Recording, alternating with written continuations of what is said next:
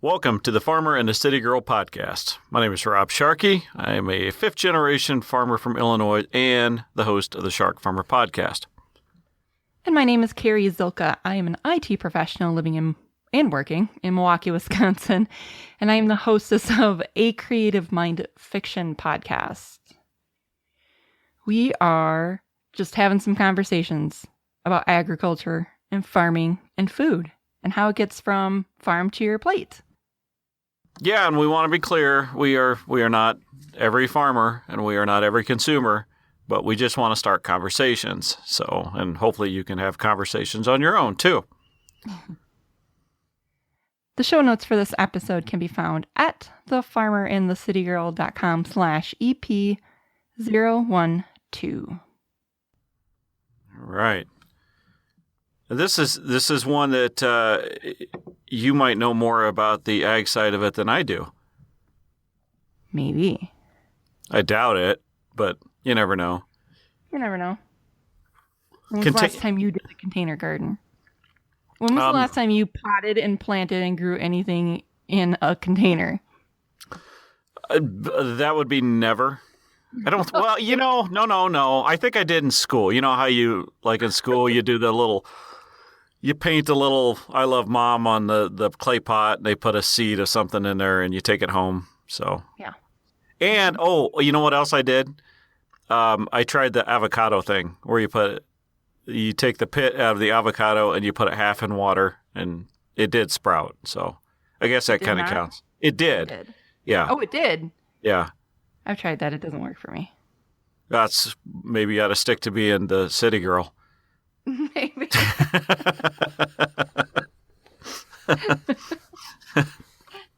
Maybe.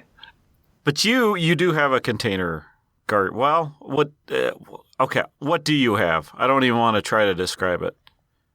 I have a container garden. It's okay. So let's introduce the topic and what a container garden technically even is. Okay. Go for it. So a container garden is basically you are growing vegetables as in plant form in a container. So and I'm sure we're going to blend over to talking about gardening and different type of gardening and that. But this is really for people who maybe don't have the option to put in a garden. Would that be fair? Yes, and that's just it. Like, for example, I own a condo. I don't have anywhere that I can plant a garden. I have like 2 foot by 4 foot section that I can put some flowers in, and then I have an area that has some trees, like big bushy trees for privacy. Yeah. So when we decided we wanted to grow some vegetables, we had to get creative. And go ahead. No. I'm listening. Well, there are different reasons to have a container garden. Mostly it has to do with space. I have a 10 by 10 patio, or if you had an apartment and you had a deck or even just a windowsill, obviously you can't just plant something in the ground. You have to get a container to put some soil in to grow whatever it is that you're going to grow. And it's not just vegetables, it's flowers or herbs as well. It's anything, any plant really. Yeah.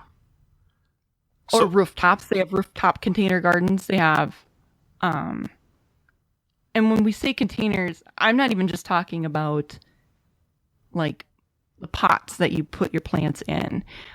There's a whole movement behind container gardens, especially with upcycling, using old like jugs or concrete, like building blocks and things like that to create a space that you can put soil and plant a plant in. Oh, really? So this is a thing? Like, you don't want to throw anything away. You want to use it to grow new stuff. It's kind of like the water world effect. Yeah, kind of. I think you do have to be a little bit careful that, like, if you did it like in a milk jug, that you would have to have some holes in the bottom of it or something. Or just be very careful of how much you water it, because you can drown a plant pretty easily. Yeah. Yeah. I agree. And it depends on what you're growing too. Like you could cut that milk jug and just use it for chives or something. Or something smaller that doesn't take up so much room. So when you decided you wanted to do this, just run through how you went, like step by step, because I'm not being facetious here. I'm actually, I want to know your mindset of what you were doing of every step, like from buying the container to how you found the dirt, that type of stuff. Well, I'm a little lazy. I don't do well with plants. Like plants inside the house tend to die. They always have.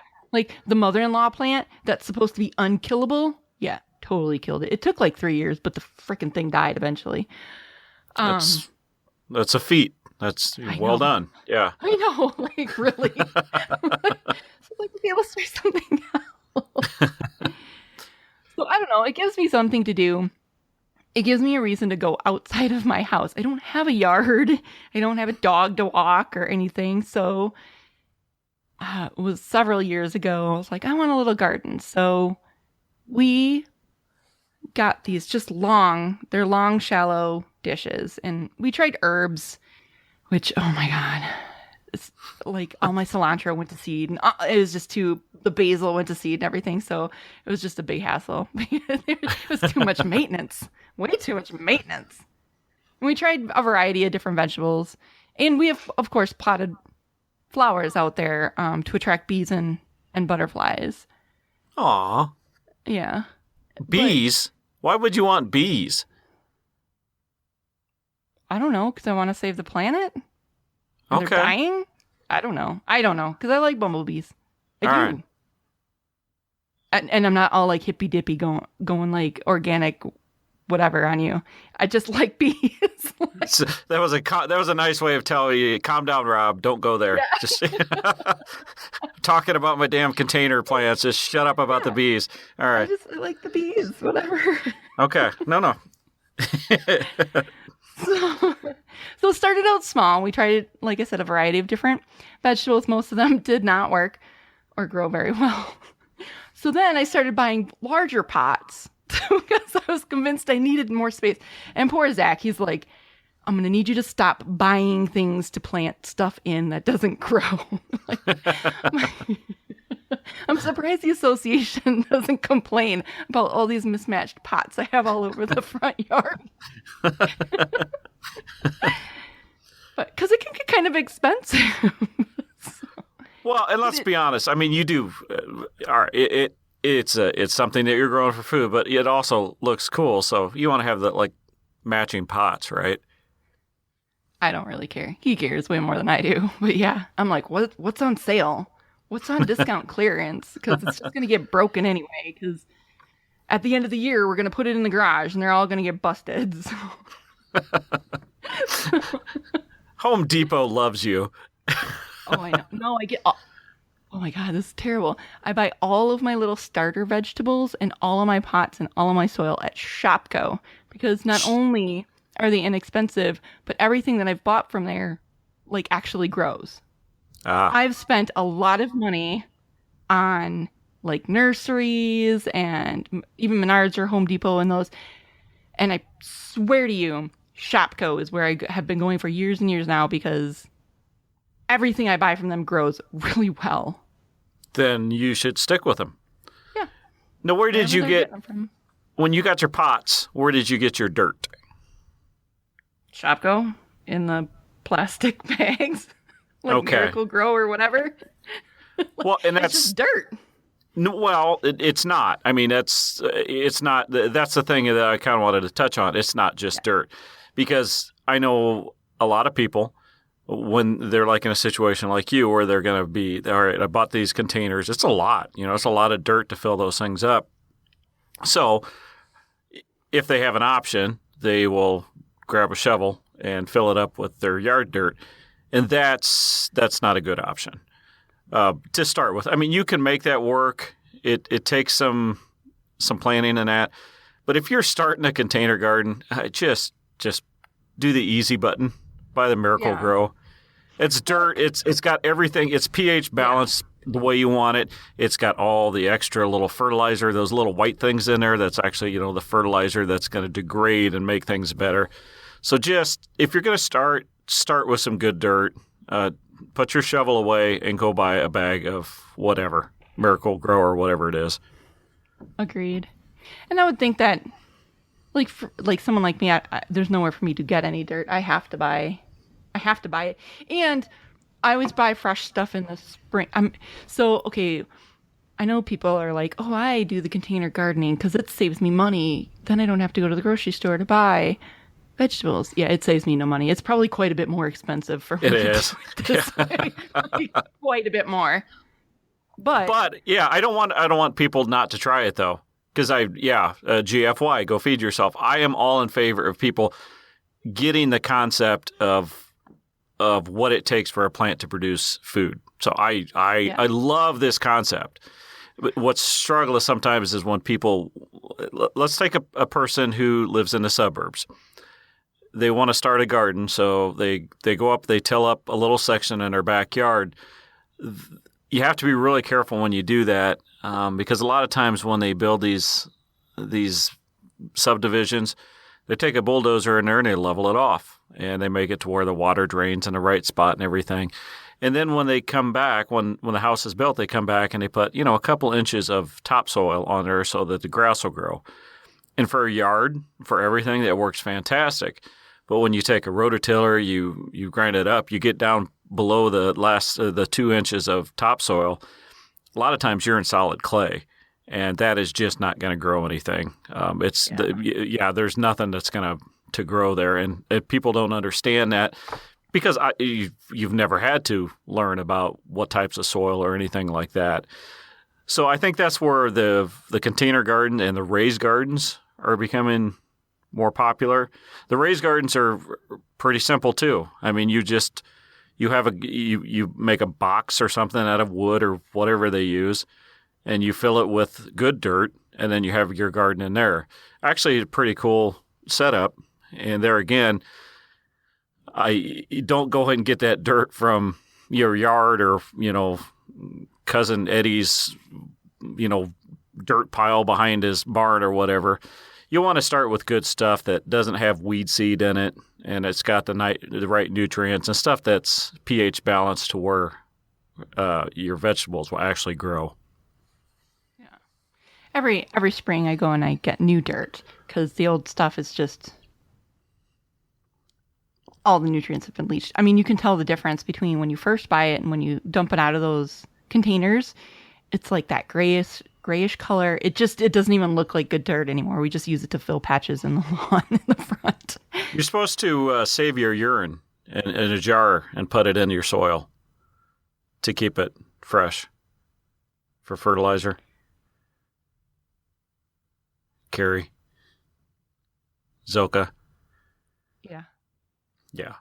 Yeah, don't do that. That is a joke, people. In fact, that's dumb to do. I was absolutely mortified. I was like, I don't know if you're joking or you're... No. Oh my God. Because that's so gross. Well, and I Googled just a little bit, tips for whatever, and they're saying that, and it drives me insane. You do not want to do that. If you do, you better damn well know what you're doing because, let's face it, there are, bacterias in human poo and that. So will it work as fertilizer? Yeah, but it can also put some awful bad stuff on your food. So just do the easy button. If you want to get serious about it later, fine. Buy Miracle Grow. It's got everything you need in there. And yeah, grow your plants like that. Don't buy into this voodoo witchcraft stuff that you're going to read on the internet. Yeah. Well, and because Miracle, a bag of... and not even just Miracle Grow, but whatever the generic, I forget. We always buy whatever's on sale. It's like $2.50 a bag. And they're big bags. We only need like 4 of them. So, and we have big containers. They're, good sized bags. It's not that expensive to just replace it every year. If you do buy that type of product, like a Miracle Grow thing, you are no longer organic, by the way. Just an FYI. Yeah. Because you use commercial fertilizer. Yeah. Which there's zero wrong with it. You're better off than trying to use the voodoo stuff. Trust me on that. It would be insane for me to try and buy just plain dirt and then figure out what I need to put in it to make, because tomatoes need certain things and squash needs certain things and my scallions need something completely different. It would be ridiculous for me to try and figure that out. And so just so I could say I'm organic, but I just spent $841 on this vegetable crop. Well, yeah, and it's simple. I could sit here and say, oh, for tomatoes, you need that pH or whatever. Yeah. How do you break down, what's actually in the real soil? How do you make it to where the weed seeds decompose, blah, blah, blah? Just use the easy button to start with. Yeah, if you do that for a couple years and you want to move to the next level, more power to you. That's fantastic. But I'm telling you, if my wife came home and said she wanted to grow zucchini in a pot, I would tell her to buy a pot and a bag of Miracle-Gro. I wouldn't even go out to my own fields and get the dirt out there because that dirt out there is specifically conditioned to grow corn and soybeans. I'm going to use the easy button, which is potting soil. It's worth the money. So what do you think? What do you think as a farmer would be the easiest vegetables? If someone wanted to do a container garden for the very first time, what would you suggest they start with? Oh, well, you've got to tell me, do you want a vegetable that's going to grow the 1 year and be done, or do you want something that's going to come back every year? So container gardens are not the ones that come back every year. It's impossible. They can. Okay, generally they're not, though. Okay. Seriously, because nobody in an apartment in Wisconsin is going to be able to keep a tomato plant going all year long. Well, but you can do something like asparagus, you can just leave it out there and then the next spring it's going to come back up. Asparagus is incredibly easy, if you ask me. It's a hardy thing. I mean, you take asparagus and you take rhubarb, and I think they could whip the crud out of the mother-in-law plant. We got wild asparagus that has been from a farmstead that was there literally 100 years ago, and it's been as a farmer, I've tried to kill it every single year. It still comes up. That stuff is incredible. It just will never die. Same thing with rhubarb. You can tell like where an old farmstead was in a farm because you're like, what is that? Oh, it's a little thing of rhubarb coming up. It's just, they're nuts. So those are ones that would kind of come up year after year. But as far as like annual, what people typically think of as, something like a vegetable, they'll all grow. I looked up online what they say, they're saying like carrots and lettuce are the easiest. I always thought zucchini were like almost a no-brainer. You throw a zucchini seed in the ground and it's going to grow whether you screw it up a lot or not. Yeah. I think tomato plants are the most popular ones because I see those more than any other container plants. Like a lot of people will have them on their front. Even people with yards and stuff. They go and they buy the pot and they buy the tomato plant and then the cage to go around it. And sometimes you have to watch the insects on those. But yeah, they're pretty hardy too.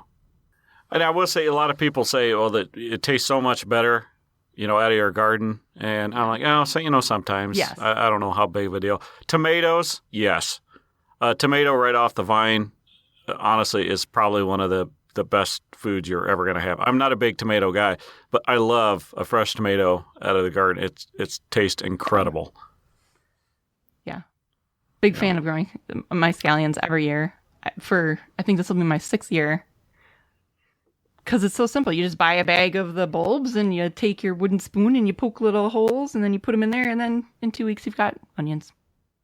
Now I've seen your where you grow your scallions. That is probably only getting sunlight half the day, isn't it? Yes. Yeah. It's surprising. That's one thing you really need to consider. I mean, first of all, where are you going to put these things? That they do get a lot of sunlight. You don't have to have sunlight 24, the whole time of the day. You think that's easy, but a lot of times when you look at where the shadows lie and what you have available, that's not always possible. So you definitely want... Well, yeah. Yeah. Well, could you even get it in a place where it got sunlight the whole day?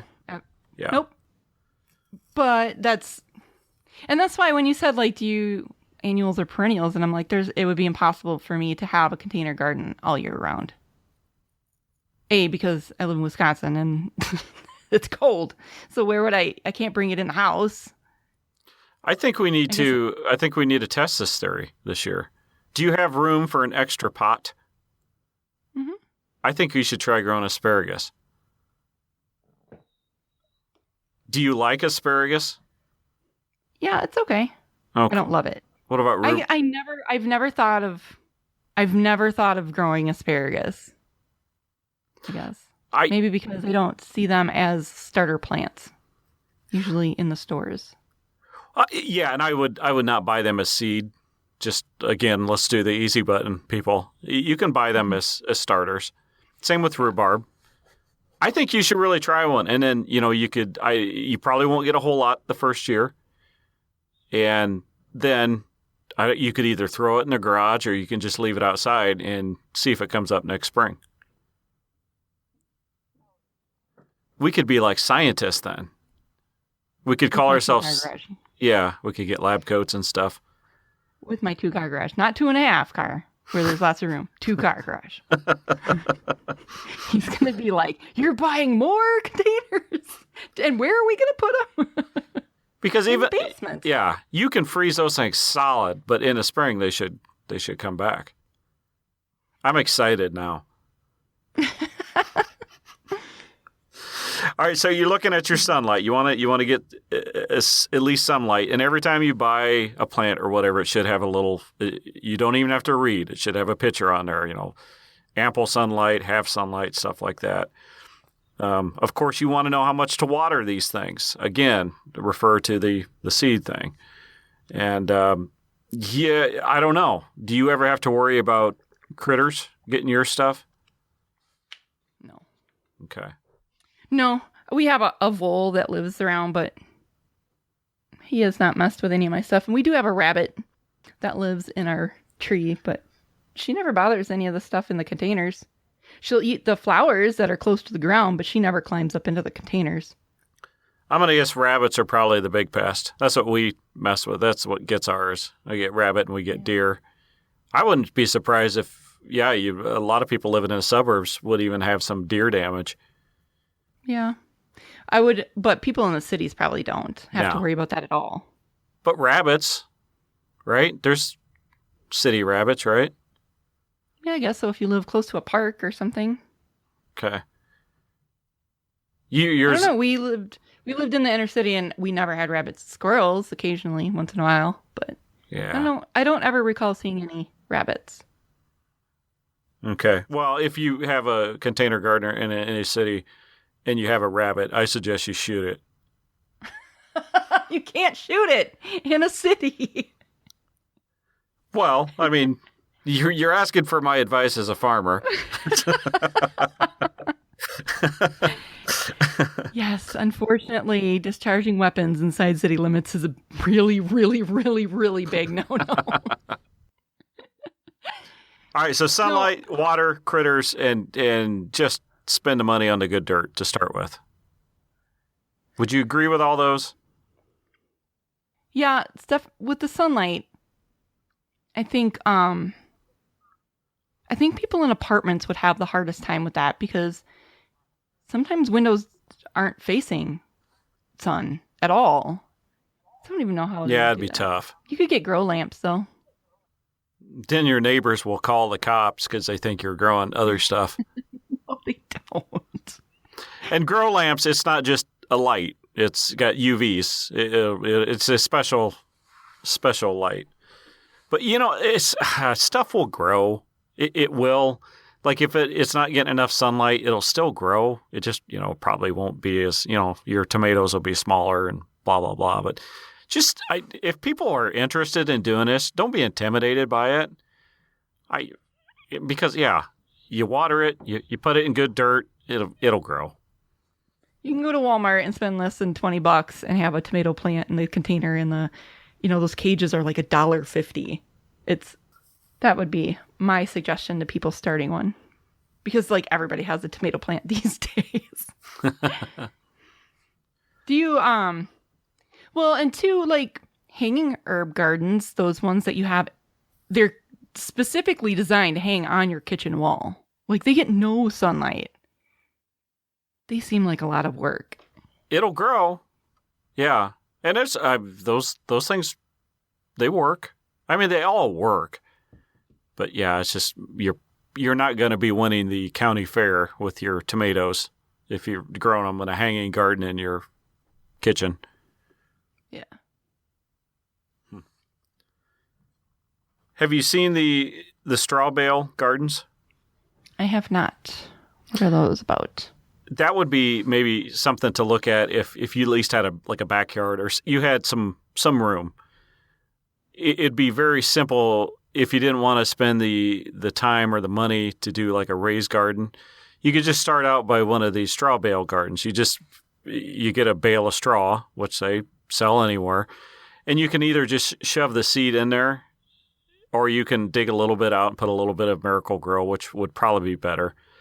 And so it's basically like a automatic raised garden already done. And as that bale sits out there in the rain and that and kind of decomposes, it also, as it decomposes, it will create nutrients for your plant to grow too. So that if you had a backyard, you lived in the typical suburbs, the white picket fence type of thing. You wanted to try a garden, but you just, kind of wanted to half-ass try it. I would look into Google that, straw bale gardening.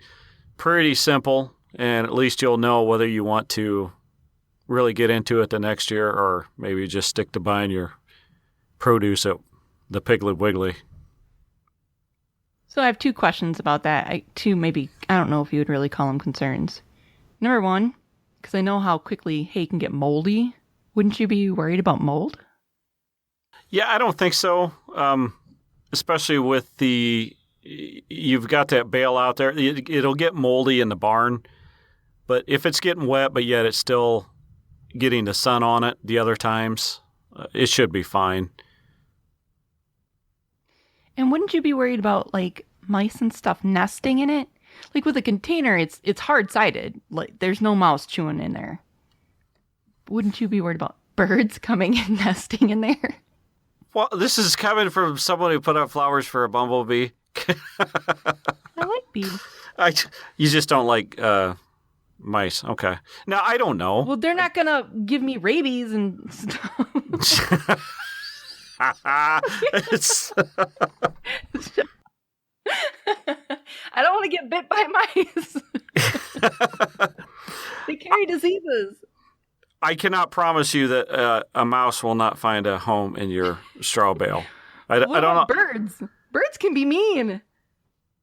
All right, well, if you've got a straw bale garden and a bird makes a nest in there, are you kidding? Everybody's going to be happy about that. You're going to be bringing a neighbor kid over and say, oh, look at the little sparrow. Okay, I'm going to leave that damn robin that keeps putting a nest above the light in front of my door. I'm going to leave it up here until the next time you guys come up. And I'm going to have her beat the snot out of you as you try to walk through the door. No, not amused with birds and little nests.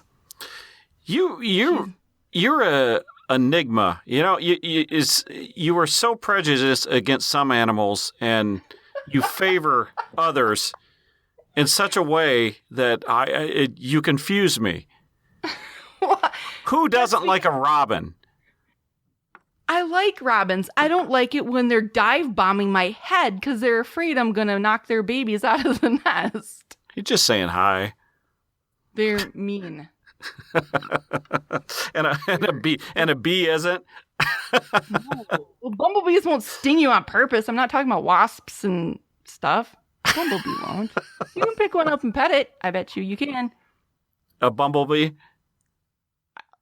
Ask my dad next time you see him. He'll tell you. He used to do it all the time. You pet a bumblebee? I'm pretty sure we even have 8mm video on it. I promise. I swear to you now I'm going to want to go find it. Are you serious? Your dad will pet a bumblebee? He'll hold it. Yeah.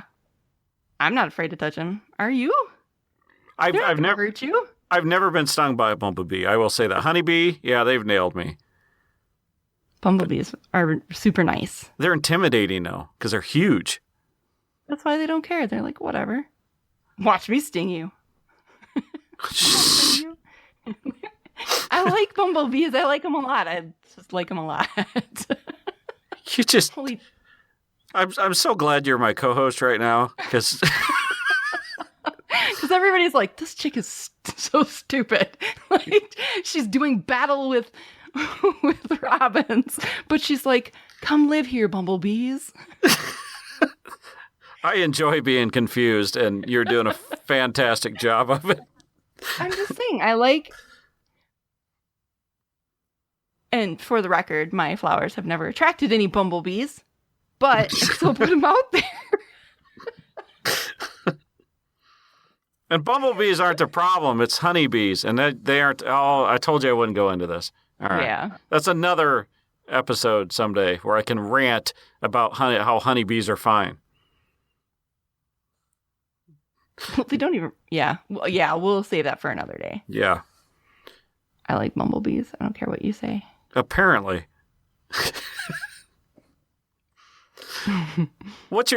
If you could grow any vegetable, what would it be? Scallions. Okay, besides scallions.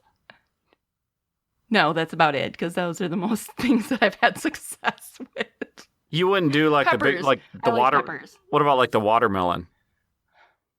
You've seen I have like a 10 by 10 space to work with, right?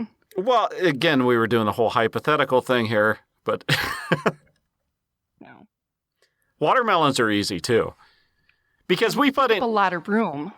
They do, and so do zucchini do too, big time. But we put in a garden every year, and then we don't weed it because we're doing baseball and other stuff like that.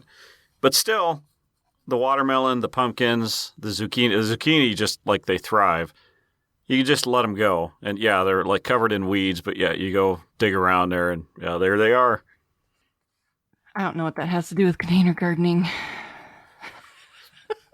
Okay, bumblebee girl.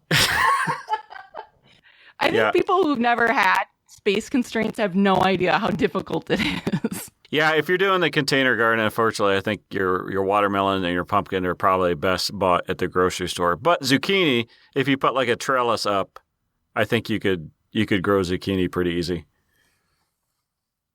I do want to try zucchini because I love it. Then you can make chocolate chip zucchini bread that Emily makes that is unbelievable. There's so many different like zucchini bread recipes out there. Oh my God. There's so good. It's so good. Well, it's not even the zucchini. It's like the 7 cups of vegetable oil that you put in there. That's so good. No, yeah, especially like if you have a condo or an apartment, space is a huge concern. You have to plan. You have to really pay attention to the spacing needs of the plant that you're trying to grow, because you can't so I tried to do carrots once and it was a disaster because there wasn't enough room. And I think I put too many in there or something. I don't know. Or even like last year I tried to grow squash and it grew big and beautiful, but then I never got any squash out of it. It just lots of flowers, but nothing else. It's because you don't have any bees. I know. That's why I'm trying to attract them. Jerks. They're not being very cooperative. I know. I went out there like with the little paintbrush and tried to do everything and whatever. Did you really? Of course I did. Well, I grew this damn thing for like 3 effing months. And then I was like, all right, we're getting into September here. Are you going to do anything? Because if not, I have scallion bulbs that could use this space. Yeah, you can't have any freeloaders. That's right. If stuff's not going to blossom, you better move on. It's pretty to look at, just not very... I don't know. I know you can eat like squash flowers, but I'm just not into that. You bring up a good point though. If you're going to like try to grow something in a very small area, or even like most of the time inside, you probably don't want something that's going to need to be pollinated by a bee. Yeah. You probably want something that's self-pollinated. Yes. Onions are wonderful. Peppers are wonderful. Radishes even are wonderful because you can do them in a window box.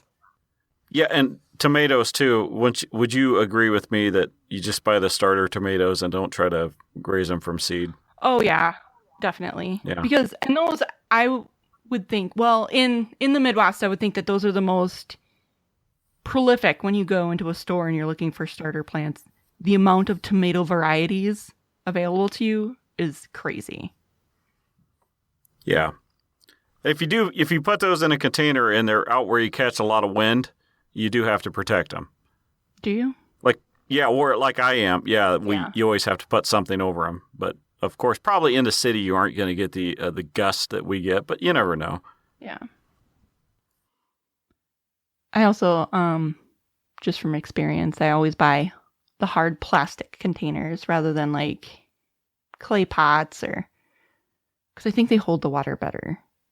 And that's always a concern. Like I'm pretty sure I couldn't overwater my plants here because I'm gone all day. So they get water once a day.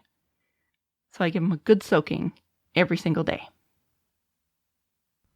You probably don't have to, but if it's working for you, then keep doing it. Well, because where I set them on the far edge of the patio, they get quite a bit of sun. Well, and do you have a way for that water to drain out? Oh, yeah, totally. That's the key. Because especially when you're just starting, I mean, if what everybody wants to do, I want to water it. I want to do something. I want it to be like an action sport. So what they do is they water it. And yeah, you want to make sure that water can get away because you can drown a plant pretty easily. Well, and some of them, like if they have a really narrow bottom, because sometimes I've bought just planters because they're on sale or whatever.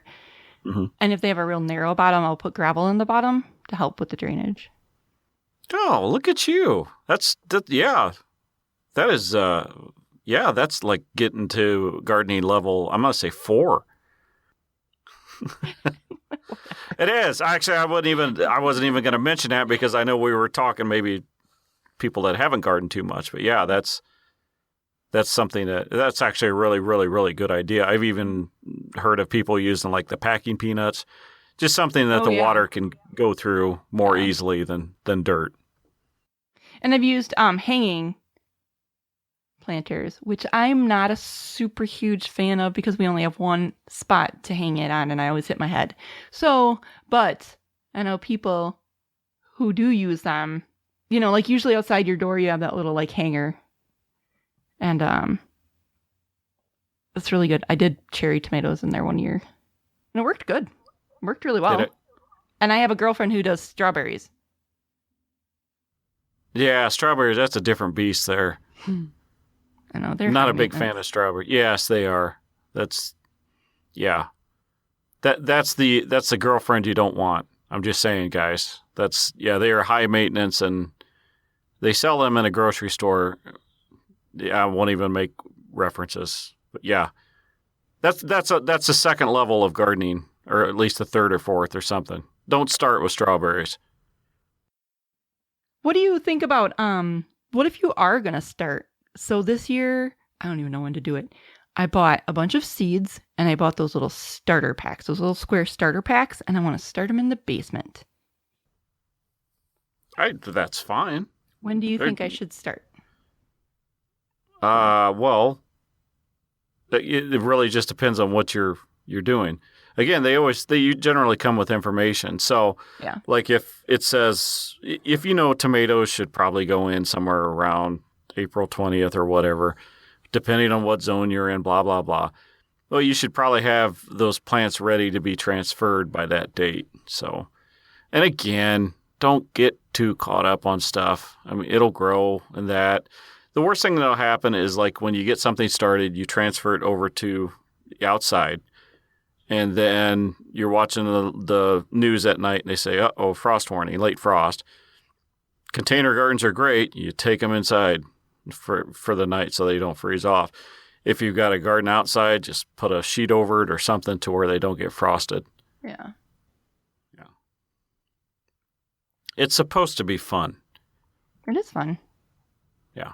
I mean, it's not like I'm saving any money doing it. And I'm not like being healthier because I'm doing it this way. The farmer in me loves this fact because if people do this, they'll realize that, hey, the food and grocery store is pretty damn cheap and pretty easy. And boy, I know now, just how much work and time goes into this this little tomato that I just grew. So I love it when people want to grow food themselves because to me, it's the best education they can get. It's a lot more than they'll ever get listening to me talking about how good their food system is. Plus, I think for me, a lot of it is convenience. Like, I would have to stop at this grocery store every other day to get fresh vegetables for us because I don't want to buy too much because it'll go to waste because it's just the two of us. But we eat scallions every day. And I mean every day.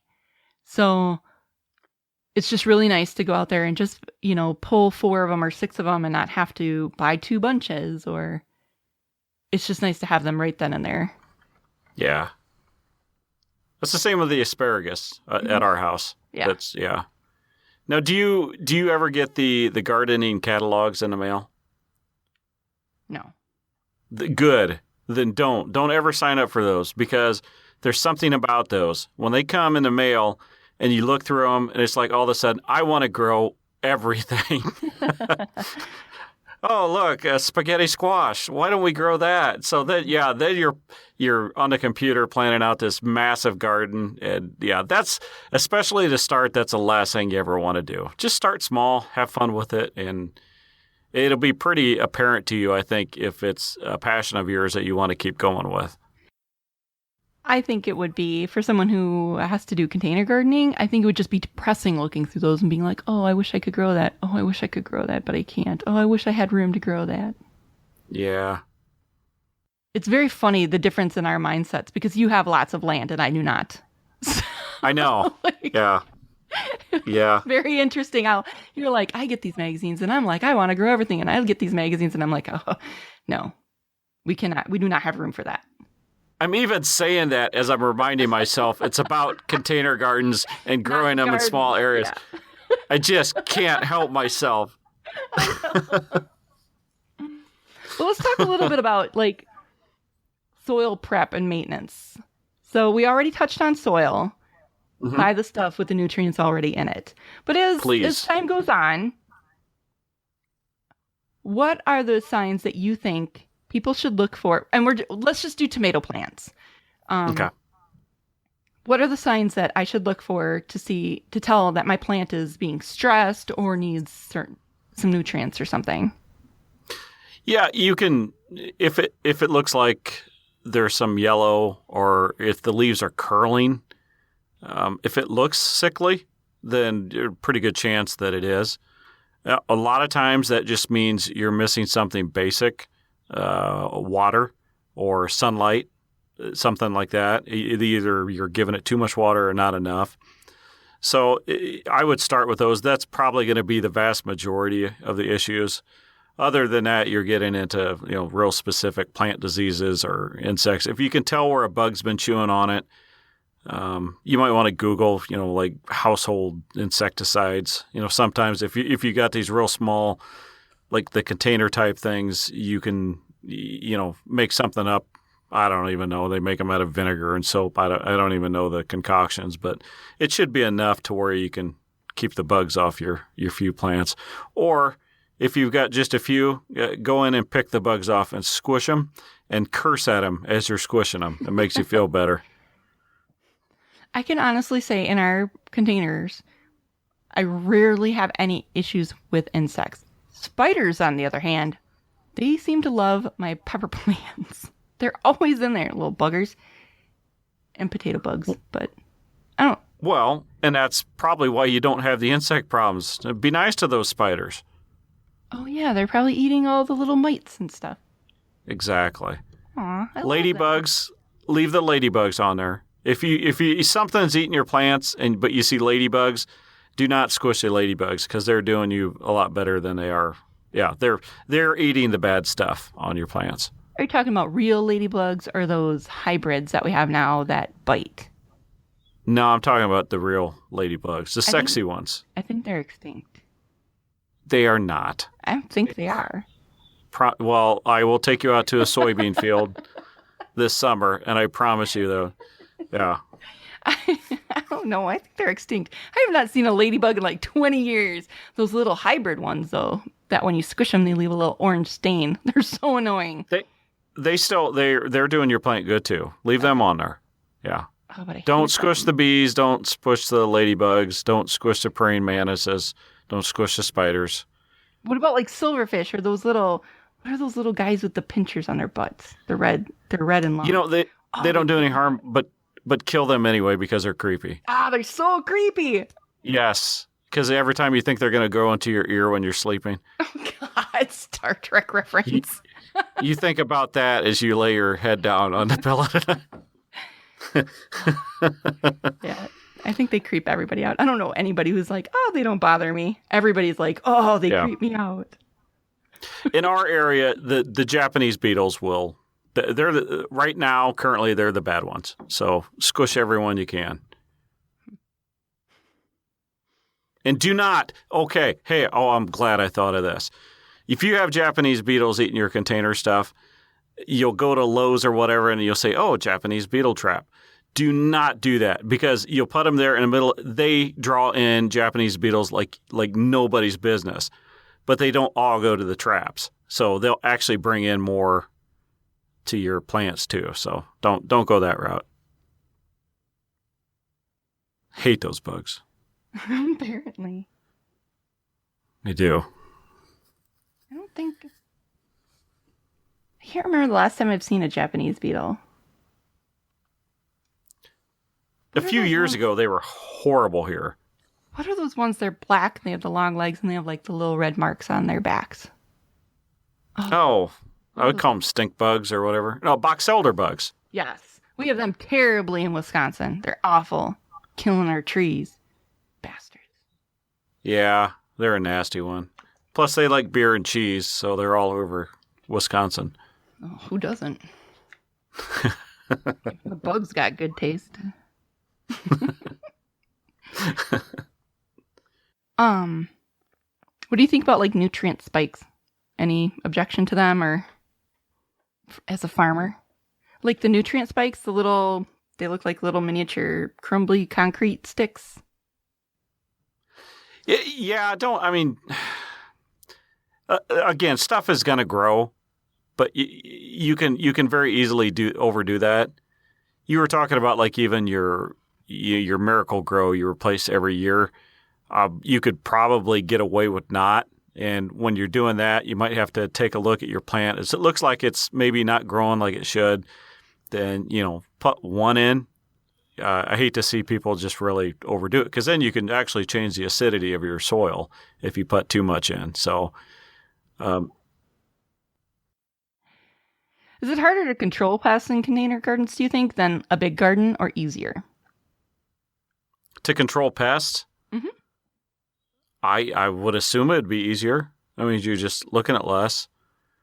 I would say mentally a small garden might be worse because you're looking at every flaw and everything and you're going, oh, what's wrong? Oh, what's wrong? Or like a big gardener, maybe you aren't doing that much.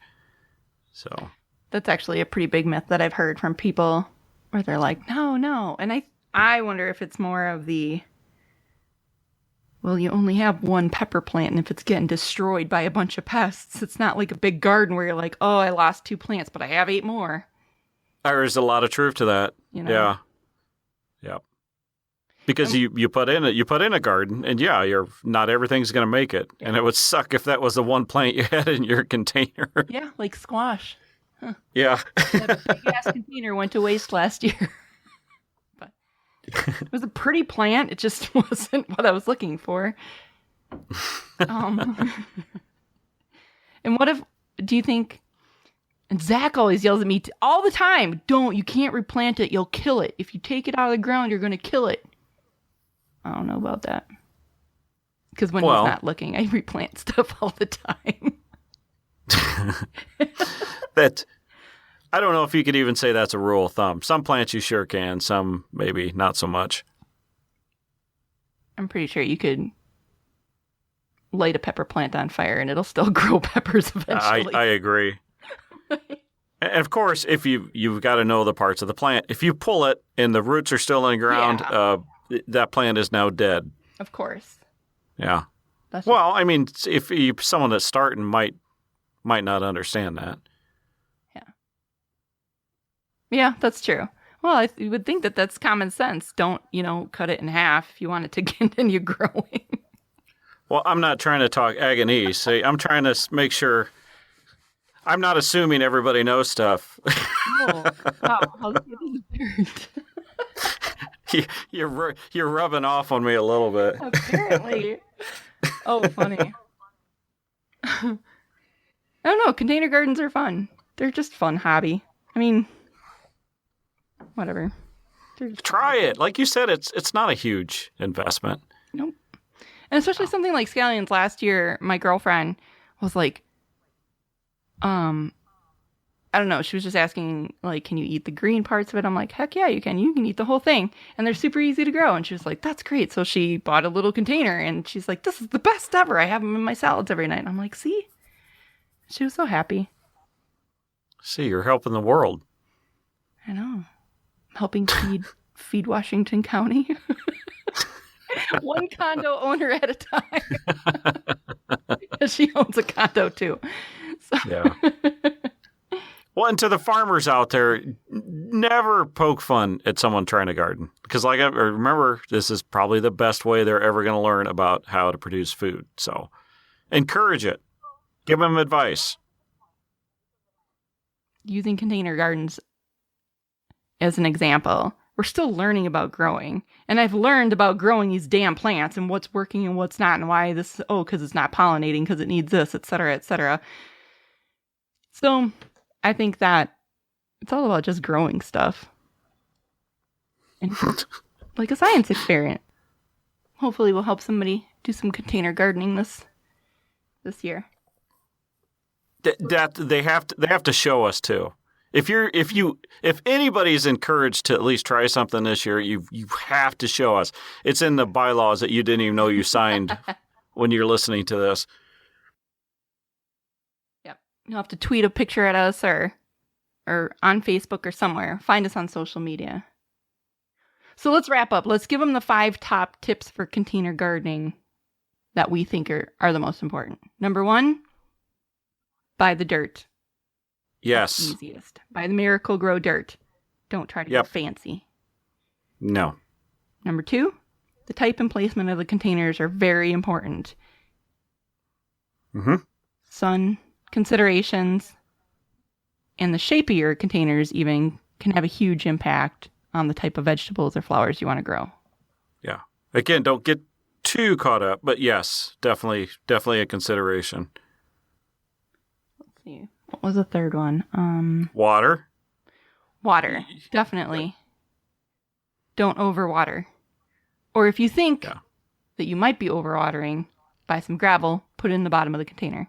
Actually, you should just do that anyway. Yeah. Yeah. And then critters and pests, bugs. Watch your plant, and if it's being eaten, you need to address it. You need to figure out what is eating it, whether it's above ground or below ground. And there's tons of places you can find on the internet to do that. But most of the cases, it's going to be a bug on top that's eating and you pick it off or you find a homemade remedy. Don't go to the store and buy some big gallon of insecticide for your container plants. If you got a garden, that's a different story. But generally there's something soap water or vinegar water or something you can spray on there that's gonna not hurt the plant, but really piss off the bug. And the last one would be just do it. Just give it a try. No matter where you live, no matter how small your apartment is, or if you're just renting a room in a house, you can have a container garden. Even if it's just some chives. Yeah, have fun and don't feel bad if it dies. You could have got a bum plant. Believe me, there's plenty of bum plants out there, so it's not always your fault. Yeah. But yeah, if it dies, you can always contact us and maybe there was something obvious. I don't know. You can blame the farmer. Yeah, we'll go all farmer on you. I'll unleash the farmer beast on you. I will talk agonies to you, and yeah. All right. Feedback requested. Like you said, if we've inspired you to try container gardening, please let us know this summer. Or if you do container gardening, please tweet at us, Facebook us, something. Find us on social media and let us know what you already do or what you'll be trying this year. And where can they find you, Rob? You can search Shark Farmer on Twitter, and that's probably going to be your best bet. Or you can go to sharkfarmer.com. Okay. And where can they find you, Carrie? You can search for me, Carrie Zylka, CarrieZylka, on any social media platform, Twitter, Facebook, LinkedIn, Google+, everywhere. Snapchat lately, if you like pets. Well, no, I've been enjoying your Snapchats. I've been having a lot of fun with it, actually, lately. Oh, good. Yeah, just search for Carrie Zylka. Comes right up.